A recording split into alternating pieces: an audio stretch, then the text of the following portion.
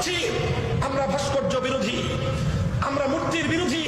কয়েক বছর আগেও যাদের কণ্ঠ ছিল ভাস্কর্য বিরোধী বজ্র কঠিন, হালাল হারামের ফতোয়া দেওয়া ব্যক্তিদের মধ্যে কাউকে কাউকে আজ দেখা গেল পরম উৎসাহে ঘুরে দেখছেন জুলাই জাতীয় জাদুঘরের ভাস্কর্য। যে ভাস্কর্যকে একসময় বলা হয়েছিল হারাম, ভাস্কর্য নির্মাণ বন্ধ না হলে আবারও হতে পারে শাপলা চত্বরের মতো পরিস্থিতি। সেই মূর্তি যদি আমার বাবার মূর্তি কেউ নির্মাণ করে, আমি সেই মূর্তিও ভেঙে গুড়িয়ে দেব।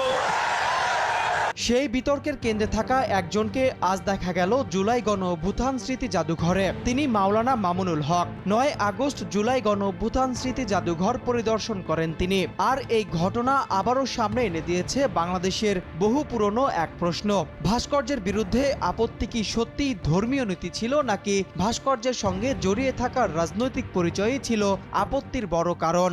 কোন মানুষের এরকম প্রতিকৃতি তৈরি করা বৈধ আছে, এই কথা যদি দুনিয়ার কোন আলেম প্রমাণ করতে পারে, আমরা আমাদের বক্তব্য প্রত্যাহার করে নেব। কয়েক বছর আগের ঘটনাগুলো মনে করলে ছবিটা একেবারেই অন্যরকম। সময়টা 2020 সাল। ঢাকার ধোলাইপাড়ে শেখ মুজিবুর রহমানের ভাস্কর্য নির্মাণের উদ্যোগ ঘিরে তখন উত্তপ্ত হয় দেশের রাজনীতি।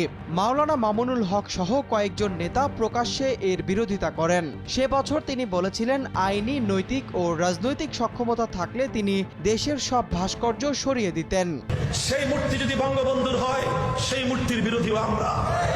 সেই ভাস্কর্য বা মূর্তি যদি প্রেসিডেন্ট জিয়াউর রহমানের হয়, আমরা সেই মূর্তিরও বিরোধী। এরপর 4 ডিসেম্বর রাতে কুষ্টিয়ায় নির্মাণাধীন শেখ মুজিবুর রহমানের ভাস্কর্যের মুখ, ডান হাত ও বাম হাতের অংশ ভেঙে ফেলা হয়। ঘটনার পর গ্রেপ্তার করা হয় 4 জনকে। পুলিশ দাবি করে আটক 2 মাদ্রাসা ছাত্র হেফাজত নেতাদের ভাস্কর্য বিরোধী বক্তব্যে অনুপ্রাণিত ছিল।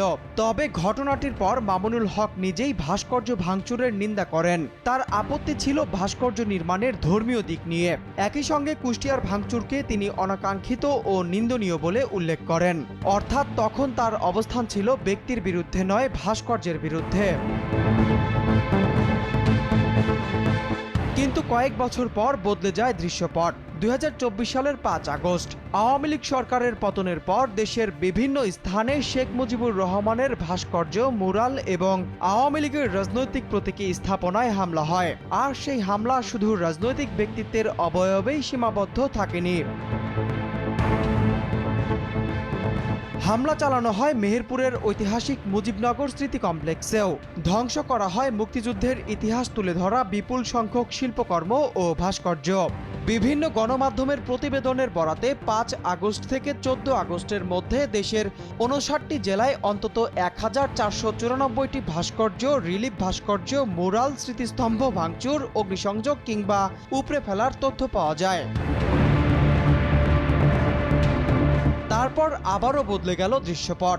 সাবেক গণভবন হয়ে উঠল জুলাই গণ অভ্যুত্থান স্মৃতি জাদুঘর। সেখানে স্থান পেল জুলাইয়ের আন্দোলনকে তুলে ধরা একাধিক প্রতীকী শিল্পকর্ম, গুলিবিদ্ধ মানুষের অবয়ব, সাজোয়া যানের উপর আন্দোলনকারী, মিছিলের স্কুল ছাত্রী, আয়নাঘরের প্রতীকী চিত্র। আর সেই জাদুঘরেই দেখা গেল মামুনুল হককে, যে ব্যক্তি 2020 সালে বলেছিলেন সক্ষমতা থাকলে দেশের সব ভাস্কর্য সরিয়ে দিতেন। আজ তিনি এমন একটি জাদুঘরে গেলেন যার প্রাঙ্গণে জুলাইয়ের আন্দোলনকে তুলে ধরতে স্থাপন করা হয়েছে বিভিন্ন অবয়ব নির্ভর শিল্পকর্ম। এখানেই তৈরি হয়েছে প্রশ্ন, যদি আপত্তি ভাস্কর্যের অবয়বের কারণেই হয়ে থাকে, তাহলে জুলাইয়ের ভাস্কর্যের ক্ষেত্রে সেই আপত্তি কোথায়? এটি কি তার পুরনো অবস্থান থেকে সরে আসার ইঙ্গিত? তবে এই জায়গাতেই আরেকটি গুরুত্বপূর্ণ দিক সামনে আসে। ইসলামী রাজনৈতিক বলয়ের সবাই যে জুলাই জাদুঘরের ভাস্কর্যকে একইভাবে দেখছেন তা নয়, বরং ভাস্কর্য নিয়ে আপত্তির পুরনো অবস্থান এখনও ধরে রেখেছেন অনেকে। জমিয়তে উলামায়ে ইসলাম বাংলাদেশের নেতারা দাবি করেছেন, জুলাই জাদুঘরে হেফাজত বা ইসলামী নেতাকর্মীদের কোনো ভাস্কর্য থাকলে তা অপসারণ করতে হবে। তাহলে প্রশ্নটা এখন আর শুধু ভাস্কর্যকে ঘিরে নয়। প্রশ্ন হলো, ভাস্কর্যের বিরুদ্ধে আপত্তি কি সত্যি অবয়বের কারণে, নাকি সেই অবয়ব কার তার উপরও নির্ভর করত আপত্তির মাত্রা? কারণ 2020 সালে যে ভাস্কর্যকে বলা হয়েছিল ধর্মীয়ভাবে হারাম, 2024 সালে সেই ভাস্কর্য হয়ে উঠেছিল রাজনৈতিক ক্ষোভের প্রতীক। আর 2026 সালে একই ধরনের অবয়ব নির্ভর শিল্পকর্মই হয়ে উঠেছে জুলাই আন্দোলনের স্মৃতি ধরে রাখার মাধ্যমে।